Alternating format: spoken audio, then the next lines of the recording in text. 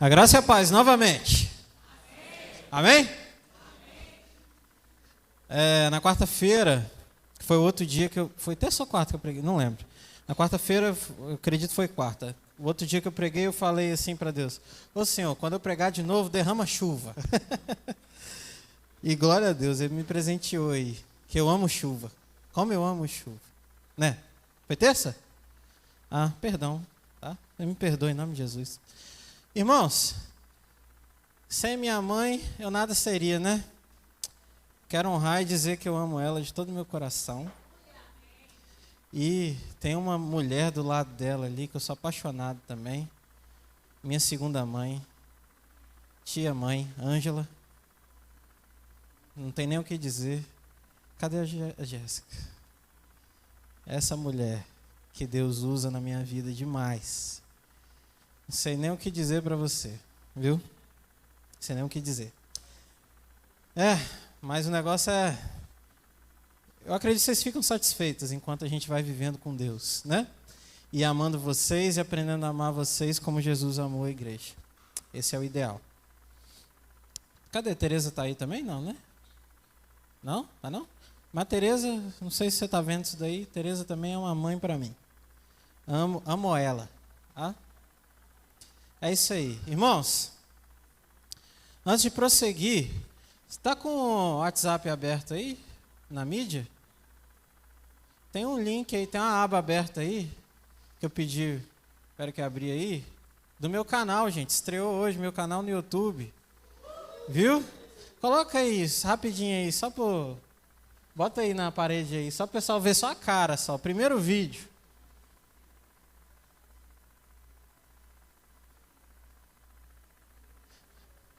É esse canal que tá tudo escuro, tô brincando.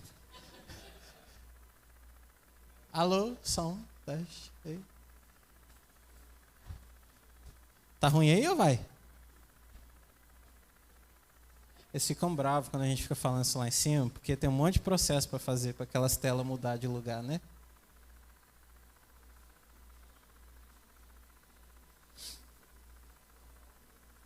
Não precisa soltar o vídeo, não. Aí tá meu canal, gente. É o seguinte, começou hoje esse primeiro vídeo aí já polêmico, né? Qual o melhor modelo de igreja que existe? Eu coloco lá, célula, igreja multiplicadora, com propósito, baseado em programa, igreja nas casas. Qual o melhor modelo? Nesse vídeo você vai descobrir em menos de 5 minutos, viu? Então no grupo da igreja tem um link desse vídeo, você pode entrar por lá, assistir e também se inscrever no canal Bíblia On, de onde ligado e onde online, tá bom? Agora chega disso aí, volta para lá.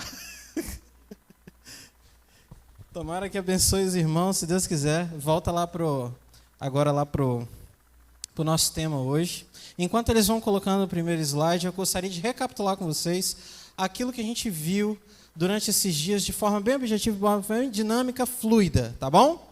Então, tudo começou quando a gente descobriu que Deus, a primeira vez que se revela sua própria identidade a um povo, certo? Primeira revelação de Deus de si próprio, dizendo quem ele era a um povo, foi lá em Êxodo, quando ele chega para o povo no deserto e fala: eu sou o Senhor que te tirei da terra do Egito, da escravidão. Ou seja, a primeira revelação de Deus acerca de si mesmo é que Deus é um libertador, e o libertador dos libertadores. Deus é libertador. E a liberdade, ela acontece de dentro para fora.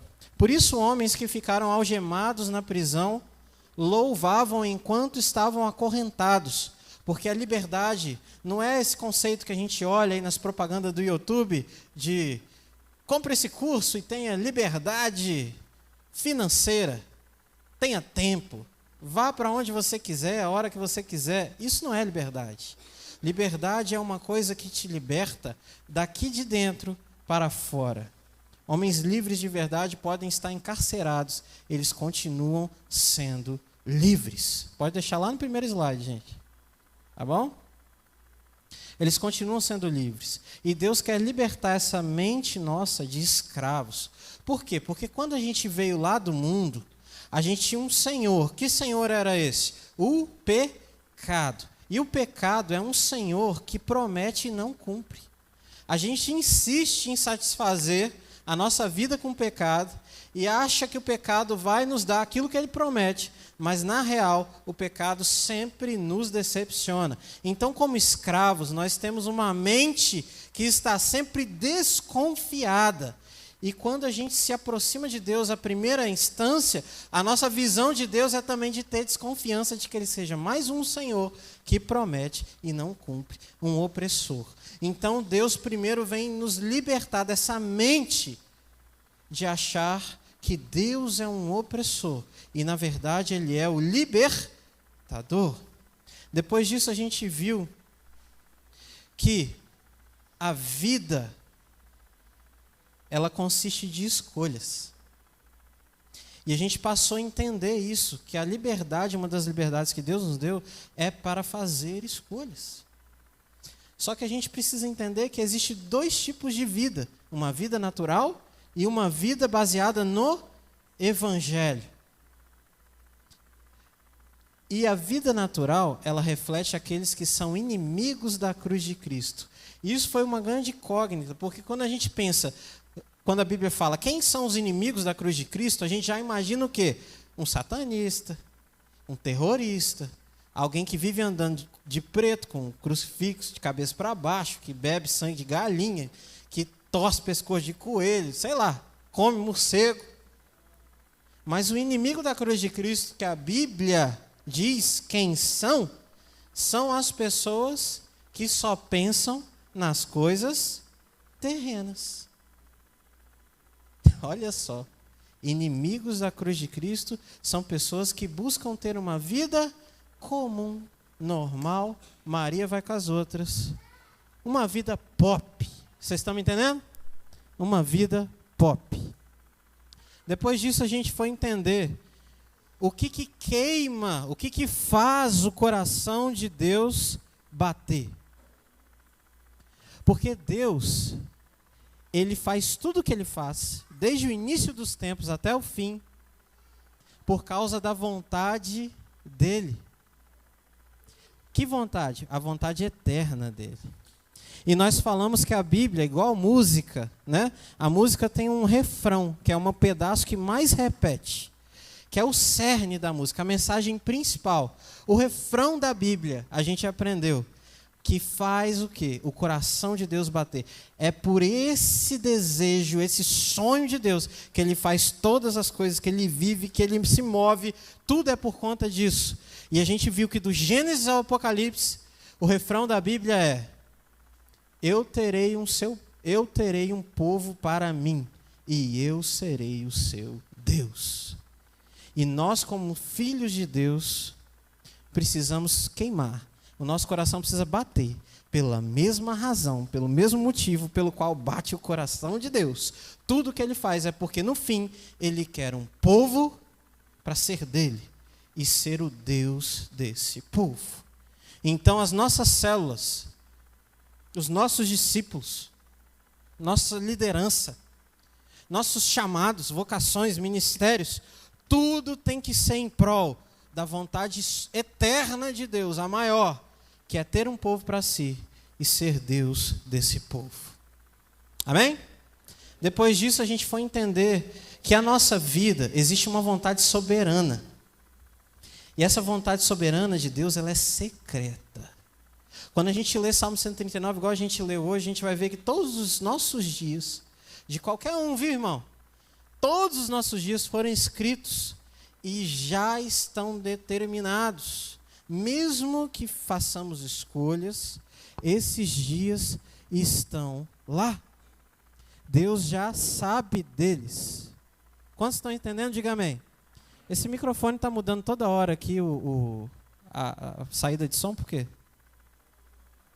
Ah, tá. Beleza. Assim tá legal, pelo menos para mim. Então, olha só. Essa vontade soberana, Deus só revela quando Ele quer. Você não deve buscar. Quando Ele quer e por meio dos profetas. É assim que Ele faz até hoje. Essa vontade soberana diz respeito ao plano de Deus para a sua vida. E nós aprendemos que quanto a essa vontade, nós precisamos fazer o quê? Pedir a Deus para revelar? Não. Descansar. que Deus vai cumprir. Amém ou não amém? Mas, desde que eu esteja vivendo a vontade moral de Deus, e queimando e vivendo pela vontade eterna de Deus, então automaticamente nós podemos descansar em fé que uma vez que nós nos apaixonemos pela vontade moral de Deus, que são os preceitos de Deus revelados por toda a palavra, nós nos relacionemos com o caráter de Cristo, imprimamos Ele em nós e queimemos pela vontade eterna dele de ter um povo e ser Deus desse povo, automaticamente, fique tranquilo, a vontade soberana de Deus vai se cumprir na sua vida. Amém ou não amém? E nós vimos grandes confusões quanto a isso, porque muitas vezes a gente quer saber a vontade soberana de Deus para nós, porque na real, no fundo, nós não conseguimos confiar em Deus, que Ele tem um controle de todas as coisas. Essa é a verdade. Falta de fé. E aí, ao invés da gente se preocupar com santidade, com palavra, com relacionamento no secreto, com o ID, a gente fica preocupado com todo e qualquer tipo de sinal de misticismo, de tudo quanto é coisa, para descobrir o nosso futuro. Mas essa doutrina não é bíblica. O futuro a Deus pertence. Basta cada dia o seu próprio mal. Nós temos que viver o hoje, crendo que o amanhã está nas mãos de Deus.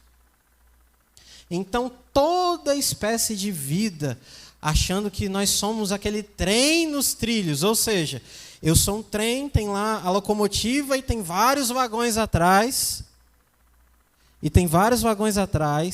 e aí eu tenho que estar o tempo todo, 24 horas, antenado, porque Deus pode mandar sinais. Irmãos, Deus fala em sonho, sim ou não? Deus fala por sinais, sim ou não? Por profecia, sim ou não? Sim. Mas é sempre assim na maioria das vezes? Não. E tem uma razão de ser. Por que não é? Então a gente fica preocupado com a letrinha que está piscando na placa da outdoor, pode significar alguma coisa. Um sonho que eu tive pode significar alguma coisa. Irmãos, sonho é um troço tão relativo, irmãos. Quando Deus quiser revelar a vontade soberana dele através de um sonho, eu tenho certeza, você vai ficar tão chocado que você vai saber que é Deus falando no sonho. Caso contrário, sonhos são só registros de memória daquilo que você viveu naquele dia. Viu, irmãos? Então, a gente fica preocupado com a folha que caiu em determinada posição, que quer significar, talvez, que Deus está falando. E a gente aprendeu a crescer quanto a isso. Que, na verdade, isso é imaturidade e falta de fé. Porque, no fundo, a gente não consegue confiar. Então, toda hora a gente quer, Deus, fala aí, o que você está para fazer no futuro? Porque eu estou aqui ansioso, aflito. Não, meu irmão, a vontade soberana de Deus, você vivendo a vontade moral e deixando seu coração bater pelo mesmo motivo pelo qual o coração de Deus bate, ela vai se cumprir. Descansa, amém? A palavra de Deus fala que a vontade dele é que sejamos santos, amém? E aí a gente entendeu que a vontade moral é todos os preceitos de Deus que estão revelados desde o Gênesis ao Apocalipse, começando nos mandamentos, depois a gente tem todas as ordenanças que a gente olha lá nos livros proféticos, os conselhos dos livros de sabedoria, até mesmo os livros que contam histórias, os evangelhos, as cartas de Paulo, o Sermão do Monte, está cheio de preceito de Deus. E em relacionamento íntimo com o Espírito Santo, a gente consegue discernir esses preceitos e aí entender o sobrenatural do negócio, que é a sabedoria, que é o quê? A capacidade de aplicar os preceitos de Deus nas decisões da sua vida. Isso é sabedoria. E nós vimos ontem Então a sabedoria é aquilo que liga tudo. E nós vimos ontem que a sabedoria ela é sobrenatural. Olha, querido. Nós aprendemos que uma pessoa, pelo fato dela ser idosa, não significa que ela seja sábia. Nós aprendemos que a sabedoria ela vem de uma fonte. Que fonte? Deus. A sabedoria habita dentro do próprio Deus. Ela faz parte de quem Deus é. E a sabedoria, nós passamos muito tempo desprezando ela como se ela fosse um negócio comum. Comum, normal. Coisa do homem. Mas não. Nós aprendemos que ela é sobrenatural. E muito mais sobrenatural do que muitas coisas que nós achamos e colocamos no pedestal da sobrenaturalidade. E aí eu quero lembrar você, quantos dias você já passou na sua vida orando e nunca na oração pediu sabedoria? Você pediu sinal, você pediu me revela, você pediu 1 milhão de coisas, menos sabedoria, porque você achou que nada fosse a sabedoria. E nós éramos assim, mas esse ano mais não. Amém? Hoje, a gente vai entender como é viver em sabedoria para ter uma vida que glorifica a Deus. Então, aquele sinal que a gente combinou, já fiz. Irmãos, vamos lá. Nós aprendemos que nós somos totalmente diferentes de todas as criaturas que Deus criou. Totalmente diferente. Todo o resto, menos os seres humanos, são somente criaturas. Estão entendendo isso? Mas nós somos pessoa criada. Isso é diferente. Por quê? Primeira coisa, como pessoa, você tem autonomia para decidir. Você não é escravo dos seus instintos.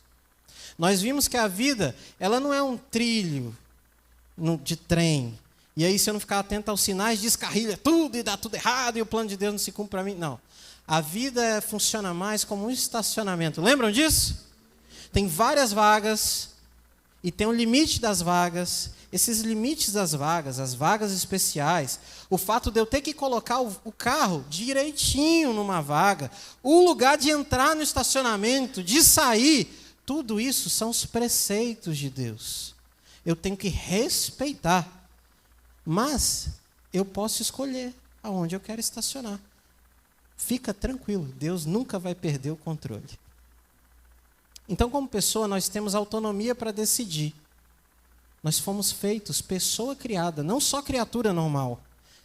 Mas, como criatura, ao mesmo tempo que a gente tem autonomia para decidir, a gente é completamente dependente de Deus.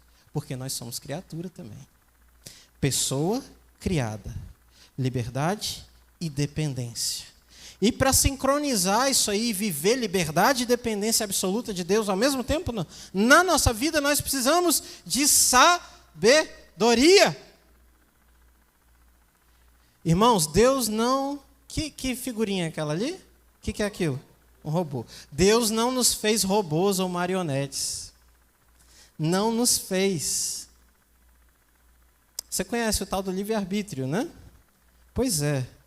Ele sempre vai existir. A diferença é que quando nós submetemos o livre-arbítrio à palavra, à vontade de Deus, certo? Ele continua sendo livre, mas segundo a liberdade verdadeira, que é o quê? Viver a verdade de Cristo. Pois a Bíblia diz, se o Filho vos libertar, verdadeiramente sereis livres.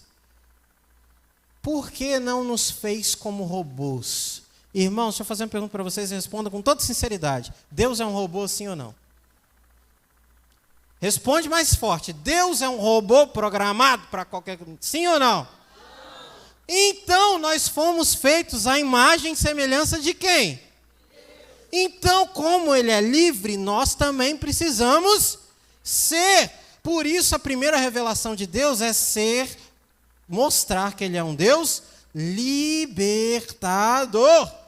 Não tem aquele texto onde há o Espírito Santo, onde o Espírito Santo está a liberdade. esse texto não só está falando de que você pode adorar a Deus, levantar a mão, porque o Espírito... Não, não é somente isso. Esse texto está falando que onde há de verdade uma habitação do Espírito Santo na vida de alguém, essa pessoa vai ser liberta da escravidão do pecado. Amém ou não amém?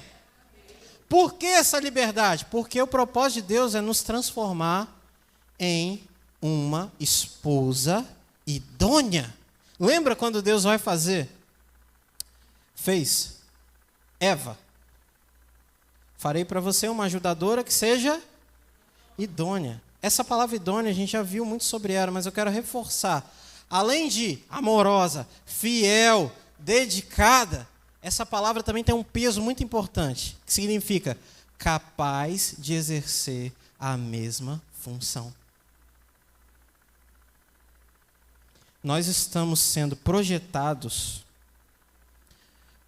para reinarmos junto com Cristo. E Ele não vai aceitar nada menos que isso. Ele é perfeito e Ele quer a perfeição. Amém ou não amém? Irmãos, Apocalipse 3:21 vai dizer assim: ao vencedor darei o direito de quê? Sentar-se comigo em meu trono. Vocês lembram daquela mulher que perguntou para Jesus? Perguntou não, pediu. Jesus, concede aos meus filhos que um sente. O que Jesus responde para ela? Quanto ao sentar-se à minha esquerda ou à direita, não compete a...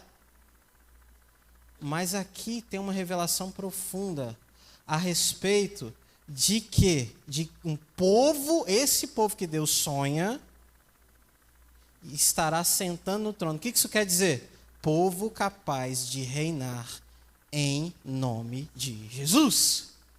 Amém ou não amém? Em 1 Coríntios 6,15 vai dizer assim: atreve-se alguém entre vós, quando há queixa de um contra outro, a levar a questão para ser julgada, olha a palavra julgada aí, pelos injustos e não pelos santos? Ou não sabeis que os santos julgarão o mundo? Uma das funções primordiais de um rei é julgar, era naquela época, por isso, esse contexto. E se o mundo não será julgado por vós, como sois incapazes de julgar as coisas menores? Não sabeis que iremos julgar os anjos?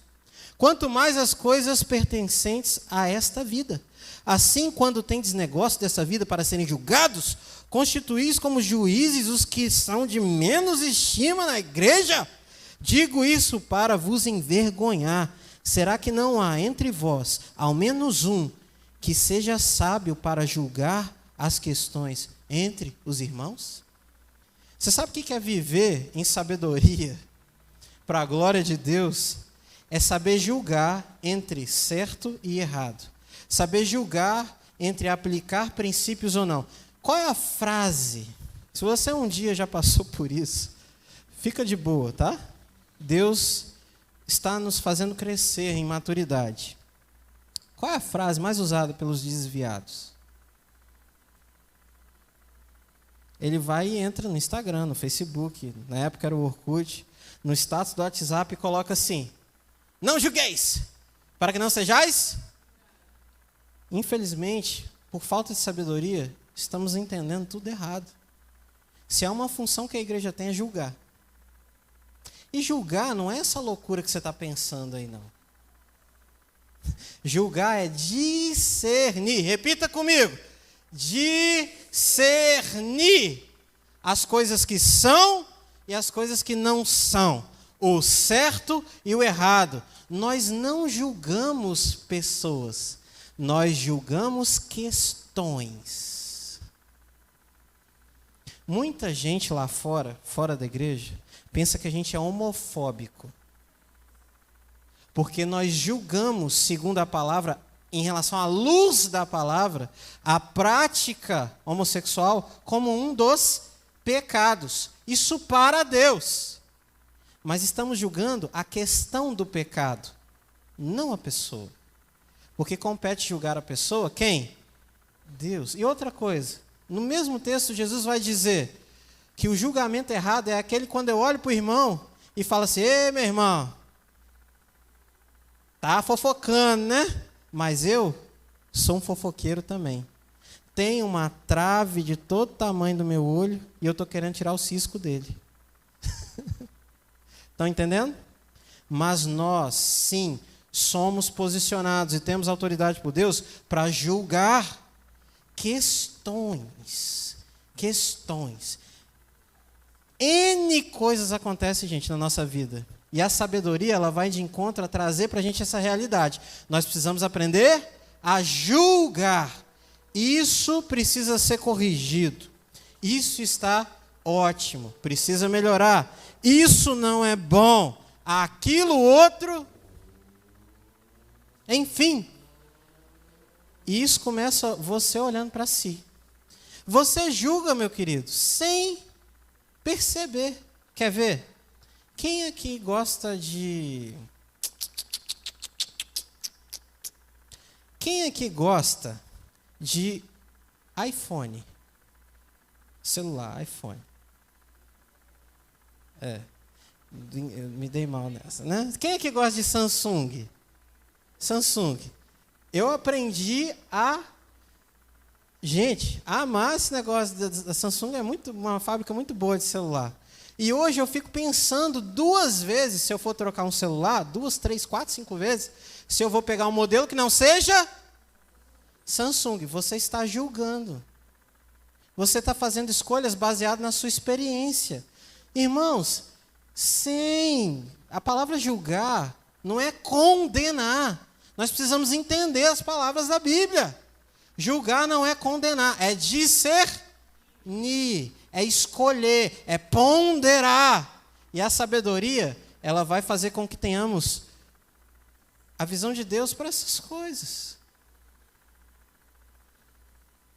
Irmãos, sabedoria para julgar. Entendendo que julgar agora é discernir, entender, compreender certo e errado, escolher o bom e discernir aquilo que não só é bom, mas é melhor. Entender o meia-boca e também discernir o ruim. Irmãos, julgar quando uma profecia é falsa. Julgar quando um profeta é falso. Sabedoria. Julgar quando a mensagem que está sendo falada é uma heresia ou não. Julgamento faz parte do nosso DNA. E nós não podemos negligenciar isso. Onde nós vamos encontrar sabedoria para julgar? Irmãos, Jó, Salmos, Provérbios, Eclesiastes e Cantares. Deixa eu falar uma coisa para vocês muito engraçada. Eu já li Jó várias vezes. Várias. E pelo menos, irmão, nas primeiras 7 vezes, de coração vou falar para vocês, eu achava que os amigos de Jó estavam cobertos de razão. Meu irmão, estou abrindo meu coração. Pelo menos umas 4, 5, 6 vezes que eu li, eu falava, onde que Deus condenou esses homens? Eles estão falando a verdade.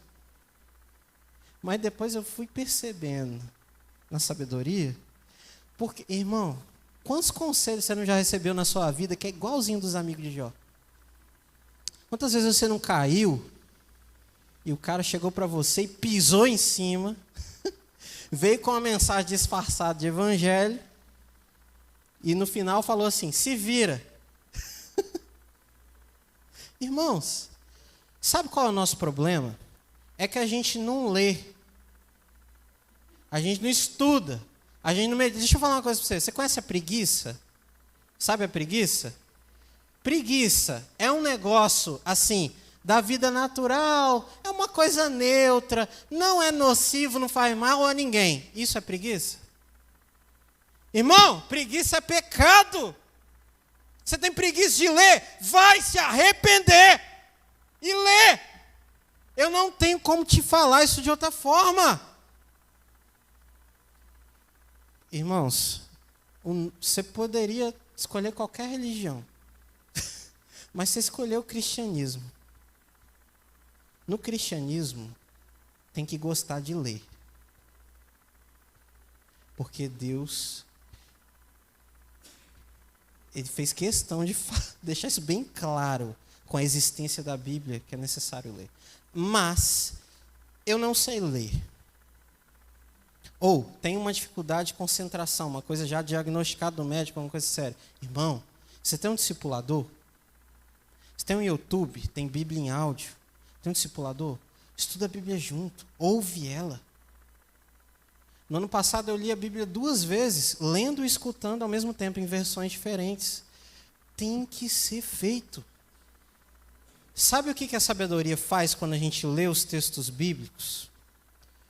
Ela faz a gente ter atitudes que vão criando um fundamento sólido. Olha lá, um fundamento sólido de doutrina, que você não negocia. Não negocia.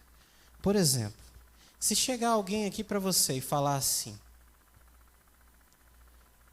Jesus foi somente um profeta, um homem bom, serviu para o seu tempo e mudou a história. Você aceita isso? Responde para mim. Não. Aceita? E por que não? Porque Jesus é Deus, Ele é o Verbo, Ele existe antes da fundação do mundo. Ele é o Salvador. Ele é aquilo que se pode conhecer de Deus encarnado. Ele é o nosso justificador. Ele nunca pecou. Ele é perfeito. E mais 1 milhão de coisas. Nós não negociamos. Isso é fundamento sólido. Mas a sabedoria, quando você entra num relacionamento com a palavra, ela vai te levar à meditação. Ou seja, encher, bem-aventurado o varão que medita na lei do Senhor. Meditação bíblica. Encher, não é esvaziar a mente, igual a meditação oriental. Cruza as pernas, faz assim. Não pensa em nada. Não pensa em nada. Só de você botar a palavra nada aqui, você já está pensando, né? Essa meditação ela é demoníaca, ela é uma furada, ela não existe. A meditação bíblica é: encha a mente completamente do Espírito, do poder e da palavra. Então isso vai começar a produzir no seu coração um novo jeito de ver as coisas.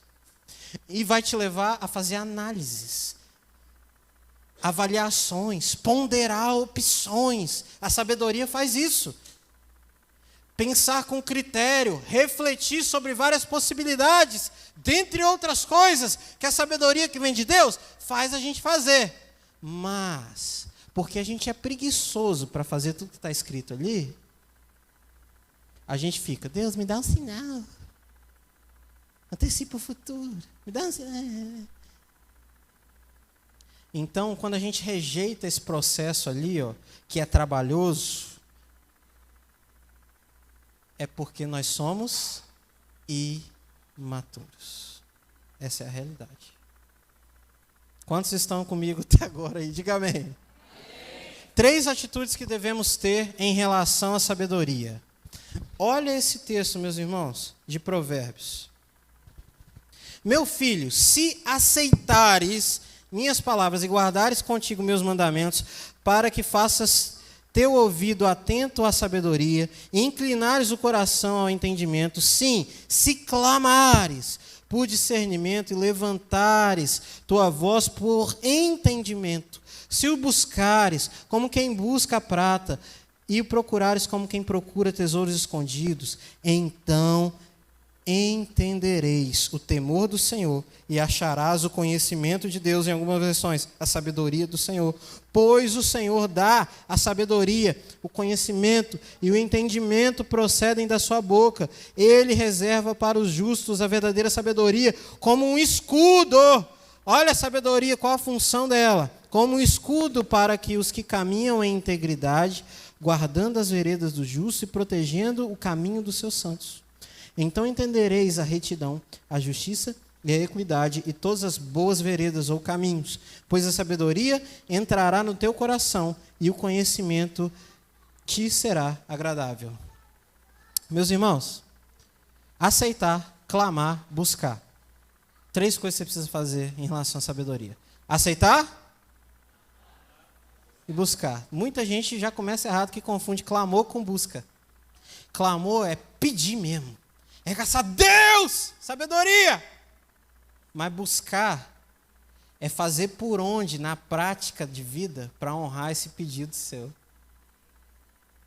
Porque tem muita gente que escancara a boca para pedir, mas na hora de viver como quem condiz àquilo que está pedindo, não vive. Irmão, essa semana foi uma semana de desafio, viu? Hoje eu perdi uma tia, que eu não sabia que tinha, conheci ela faz alguns anos, e ela se foi hoje pela manhã. Deus a levou. Ao mesmo tempo, meu pai apareceu aí de surpresa, meu pai biológico. Eu tive um bom tempo com ele, convidei ele para vir hoje, mas não veio. Orem por ele. E depois que eu estava reunido com ele, saindo de carro, indo para casa, na hora de virar à direita numa esquina, um motoqueiro simplesmente quis cortar meu carro pela direita, na hora que eu estava virando. E ele bateu com tudo, agora, hoje, agora há pouco. E arrancou o para-choque todinho do lado esquerdo do meu carro.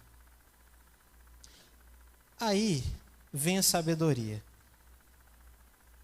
Olha para você ver como é que são os crentes. Os níveis não, as perspectivas, tá? Uns vão dizer assim, está repreendido Satanás, está fazendo o quê? Trabalhando. Olha quanta coisa ruim. Outros vão dizer assim, é o deserto.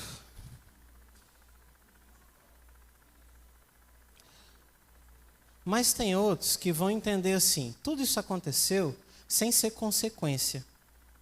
Deus está me provando. E na palavra diz que todas as coisas cooperam para o bem daqueles que amam amar a Deus, irmãos, é obedecer a Ele. É entender seus preceitos. Tudo isso que aconteceu, eu não quero saber o porquê. Lembra dessa pergunta? A pergunta mais idiota que a gente faz para Deus é, por quê? Não.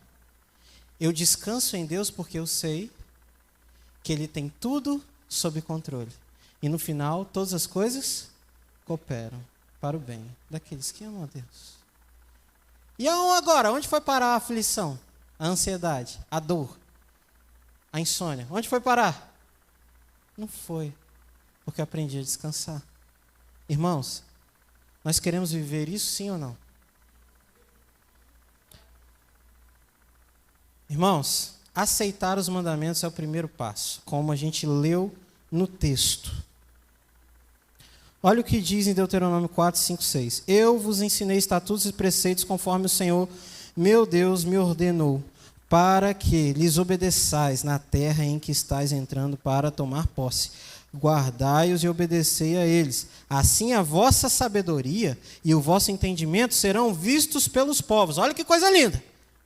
Que ouvirão todos estes estatutos e dirão, esta grande nação é realmente um povo sábio e inteligente. Amém? Ó, quanto amo a tua lei, ela é minha meditação o dia todo.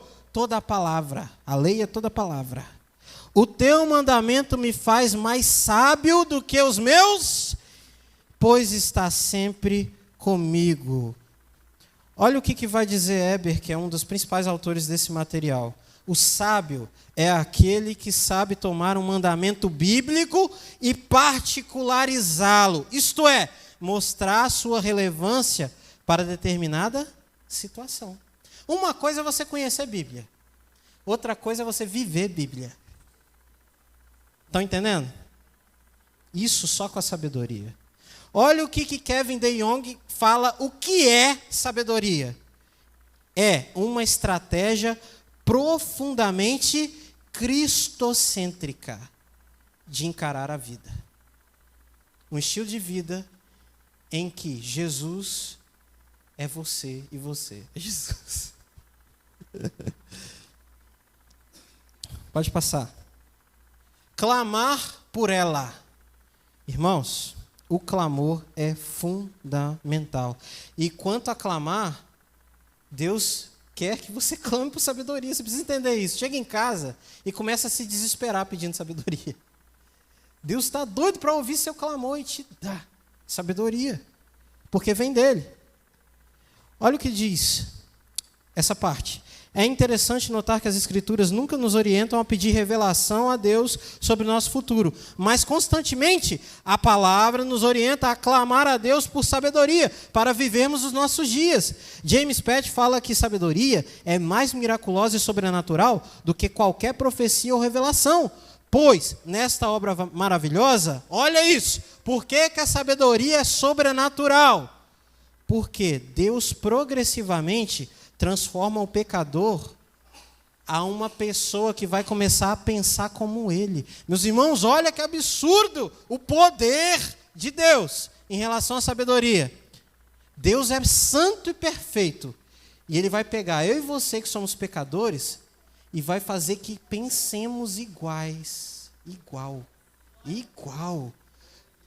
Você precisa entender, por exemplo, que a obra da regeneração, isso é, quando você nasce de novo pelo Espírito, quando você entrega a sua vida a Jesus, é maior do que a obra da criação. Você já fez reforma alguma vez? Já precisou fazer? Uma reforma completa. E já teve que construir uma casa do zero? Qual que dá mais trabalho? Irmãos, Deus fez o mundo do ex nihilo, no hebraico, do nada. Mas, quando Deus pega alguém que é pecador e faz nascer de novo, Ele está reformando, está pegando lixo e transformando. Isso é muito mais poderoso. Você pode glorificar o Senhor por isso? É isso que Ele fez conosco. Portanto, desde o dia em que soubemos disso, nós também não cessamos de orar por vós e de pedir que sejais cheios de pleno conhecimento da sua vontade, em toda sabedoria e entendimento espiritual. Assim oramos para que possais viver de maneira digna do Senhor. Só vou ler até aí. Pode passar. Clame, irmão, Tiago 1,5. O que está escrito ali? Se algum de vocês tem falta de sabedoria, peça a Deus, que a todos dá livremente, de boa vontade. E clame. Qual foi a última vez em uma oração sua que você clamou por sabedoria? Ou quando você quis sabedoria, na verdade você quis que Deus te desse a fórmula pronta, o sinal. Irmãos, sabedoria. Capacidade de aplicar os preceitos de Deus na sua vida. Olha para Salomão. Essa passagem eu não vou ler, mas ela é muito famosa, quando Salomão pede a Deus sabedoria. E Deus fica encantado. E claro que eu vou dar sabedoria. Mas olha o destaque no final. Aqui desse ponto, do também até o final. Irmãos, olha o que está escrito. Também te dou o que não pediste, riquezas e glória, de modo que durante tua vida não haverá rei igual a ti. Entenda, o cerne do evangelho não é te enriquecer, não. Mas o que esse texto ensina é que, quando você pede sabedoria, automaticamente, aquilo com que você nem sonhou nessa terra, você também vai receber. Você não precisa pedir os finais. Pede pelo processo. Pede pelo processo. Buscar como a coisa mais preciosa. Olha o que o versículo 4 daquele texto lá de Provérbios que a gente leu diz. Se o buscardes como quem busca a prata e o procurares como quem procura tesouros escondidos. Você buscar sabedoria assim? Adquirir sabedoria é a coisa mais sábia que você pode fazer. Olha isso. Até para pedir sabedoria, tem que ter sabedoria.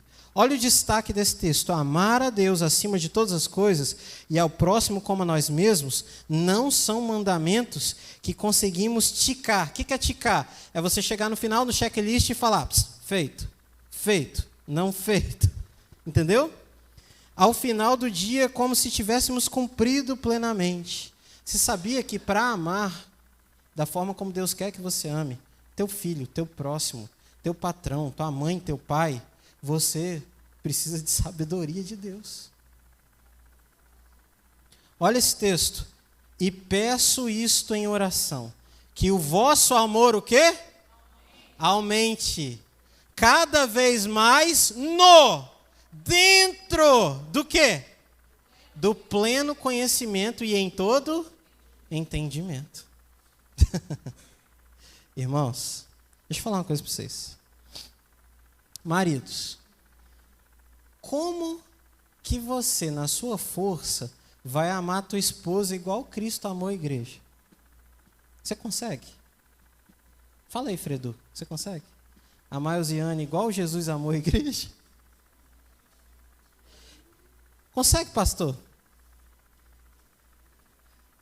Irmãos, como que você vai fazer isso? Só existe uma questão para você entender aí. Você precisa buscar esse amor de fora de você, porque ele não é da terra. Esse amor extraterrestre, ele não existe aqui. Ele pode se manifestar aqui, mas ele vem de Deus, através da sabedoria. Você quer ver uma coisa? Jesus morre, ressuscita. Antes de ser assunto aos céus, ele fica com os discípulos alguns dias. E ele vai dizer uma coisa, irmãos do céu, escuta essa. Jesus vai dizer assim, um novo mandamento vos dou. Que vos ameis uns aos outros como eu vos amei. Irmãos, o que é mais difícil? Amar o próximo como você mesmo ou amar o próximo como Jesus amou? Irmãos, Jesus elevou o nível. Jesus está dizendo assim, com a sua força e esse seu amor, vai ser insuficiente para conseguir um povo para mim. Irmão, se a Fernanda amar, por exemplo, a Alessandra, como ela se ama, talvez esse amor não vai ser exatamente o que a Alessandra precisa. Mas o amor de Jesus é o que todo mundo precisa, desde que o mundo é mundo. Então, se eu receber esse amor sobrenatural de Cristo, em sabedoria, aí eu vou conseguir aprender a amar como Jesus amou. Porque o meu amor ainda é insuficiente para salvar alguém. Mas o maior amor do mundo, não. Ligando os pontos. O nosso estudo a respeito da vontade de Deus não tem como objetivo negar que Ele nos orienta em relação às nossas decisões. A Bíblia afirma que Deus nos instrui e nos aconselha.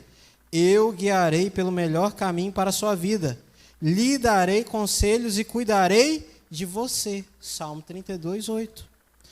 Porém, esperar que Deus nos dê respostas ditadas e prontas, não é uma expectativa sadia. Como explica o próximo versículo. Você já leu esse versículo, irmãos? Não sejam como o cavalo ou a mula, que não têm entendimento, sabedoria, e precisam de freios e rédeas para serem controlados. Deus nos deu um cérebro para que possamos usá-lo.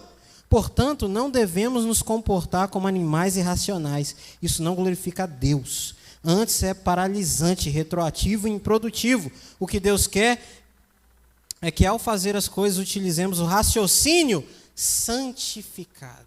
O raciocínio daquele que nasce de novo em espírito, que Ele nos deu.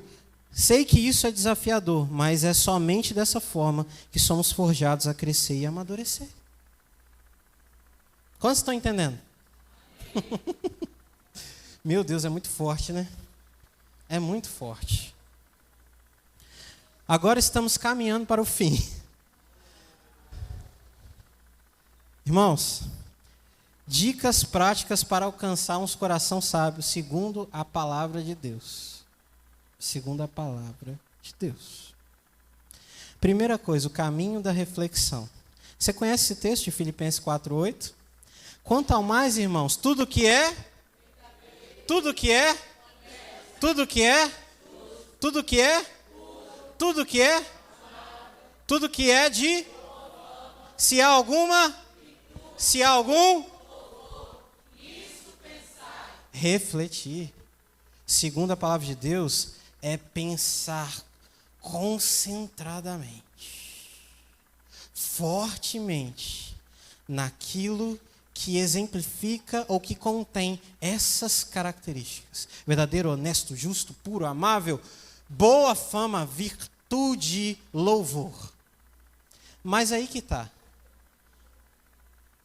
Verdadeiro, honesto, justo, puro, de boa fama, que tem virtude e louvor, segundo o julgamento de quem? De Cristo, da palavra. Porque, irmãos, para um maluco que acha que o cristianismo é um retrocesso da sociedade, fazer uma manifestação de mulheres peladas, defecando num crucifixo e passando sangue no nome de Jesus escrito no chão, sangue de menstruação, é louvável para elas. Mas para Deus isso é o quê? Abominável. Então, não é segundo os seus padrões, é segundo os padrões da palavra. Segundo caminho, primeiro foi de reflexão. Esse caminho faz a gente tomar decisões pensando em cada consequências, cada reação que cada decisão. Ou seja, refletir é pensar para fora. É raciocinar dentro, mas pensar nas consequências exteriores. Agora a gente tem o caminho do aconselhamento. Irmãos, quem nunca ouviu essa frase? Essa é boa, hein? Se conselho fosse bom, ninguém dava, vendia. Meu irmão, nunca deixe sair uma sabedoria demoníaca dessa da sua boca. O problema é que as pessoas não sabem ir a bons conselheiros. Para isso que existe discipulado. O discipulado é um crivo. Aquela pessoa está sendo colocada na sua vida com muito cuidado, com muita cautela, com muita análise, para te dar conselhos que vêm de Deus. Olha o que diz a Bíblia, o contrário. Provérbios 11:14. Quando não há uma direção sábia, o povo cai, mas na multidão de conselheiros, toda vez que vocês leem conselheiros, é bons conselheiros, filhos de Deus, há o quê? Segurança. O caminho do insensato é correto aos seus próprios olhos, olha o que eu falei há pouco tempo atrás, mas quem dá ouvido ao conselho é o quê? Sábio. A arrogância só produz conflito, mas a sabedoria está com os que se aconselham. Se você junta um idoso que queima por Jesus, tem vida com Deus, relacionamento com palavra, e você vai se aconselhar com ele, você pode esperar de Deus a voz dele para a sua vida. Vocês estão entendendo? Onde não há conselhos, projetos se frustram, mas com muitos conselheiros eles se estabelecem. Amém? Próximo caminho, caminho da suspeita. Irmãos, suspeita de quê? De você. Tudo que você for fazer na tua vida, qualquer obra que você for fazer para Deus, você precisa entender qual é a minha real motivação. Tem gente que quer pregar porque quer aparecer, quer aplauso, quer dominar emocionalmente uma plateia, quer fazer cativeiro com mente de pessoas, fazendo com que todo o corpo seja dependente dele, aquele pregador, e não de Cristo, que é o cabeça da igreja. Às vezes você se engaja numa obra porque, no fundo, você quer elogios. Quer seu nome numa placa. Quer ter seu nome numa rua. Irmãos, você só tem a capacidade de discernir a sua real motivação se você pedir para Deus fazer isso com você. Olha o que diz Salmo 139. Sonda-me, ó Deus, e conhece o meu coração. Prova-me e conhece os meus pensamentos. Vê se há em mim algum caminho mau, porque eu, com os meus olhos humanos, eu não consigo ver. Me mostra. Eu quero aplauso. Eu quero meu nome numa placa bem grande. Eu quero dinheiro. Eu quero controlar as pessoas. Suspeite. Lembra de suspeitar de você. E ir a Deus para que Ele te revele a tua real motivação. Irmão de coração, se você está indo fazer alguma coisa e está indo com motivação errada, por favor, não faça. Vai virar maldição. Irmãos, eu já preguei com motivação errada. Não faça isso. Você vai acabar na lama. Por favor, entenda isso. Próximo. Vocês sabem que o coração é enganoso, né? Suspeito. Caminho da espera. Essa espera não tem a ver com uma atitude passiva de não fazer nada. Primeira coisa é isso. Eu não me moverei 1 milímetro enquanto o Senhor... Irmãos, lembra aquela história que o pastor já contou várias vezes? Que o cara estava se afogando, né, pastor? A cidade deu um alagamento, uma enchente, o cara estava no telhado e aquela loucura, tudo despencando. E o cara clamando por socorro. Deus irá me salvar. Aí vem um helicóptero de resgate. E o cara, não, pode ir embora. Deus mesmo vai me salvar. Vem um barco do serviço, sei lá de quê. Vão, pula, moço, você vai morrer. Não, a própria mão de Deus vai me salvar. Isso é sabedoria? Não. Isso é a espera do tolo. A espera do tolo. Porque quem espera em Deus não espera de forma passiva e ingênua. Ele espera com paciência, descansando que Deus tem um controle, mas num caminho de meditação, reflexão, aconselhamento e suspeita de suas reais motivações. Está fazendo sentido para vocês? Espera pelo Senhor. Anima-te e fortalece teu... Quantas vezes você falou, estou esperando em Deus, mas dava para ver sua olheira de insônia a 1 quilômetro de distância. Dava para ver você tremendo a mão a 100 metros de você. Dava para ver você comendo 3 potes de sorvete numa noite tão ansioso.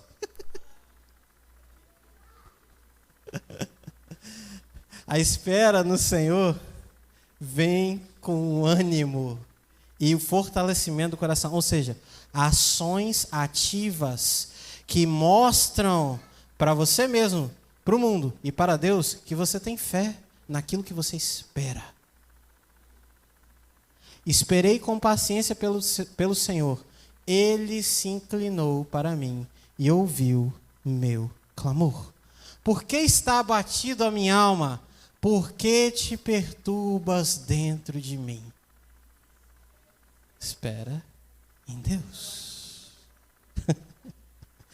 Pois ainda eu louvarei minha salvação e meu Deus, por mais que a onda do tsunami dos problemas da sua vida esteja encobrindo, por mais que tenha uma nuvem negra cobrindo toda a sua casa,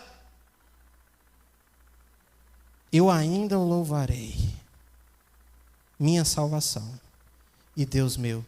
Fique de pé. Eu sei em quem tenho crido. Estou bem certo que é poderoso. Poder infinito para guardar o meu tesouro até o dia final. Para me dizer, eu tenho o controle da sua vida.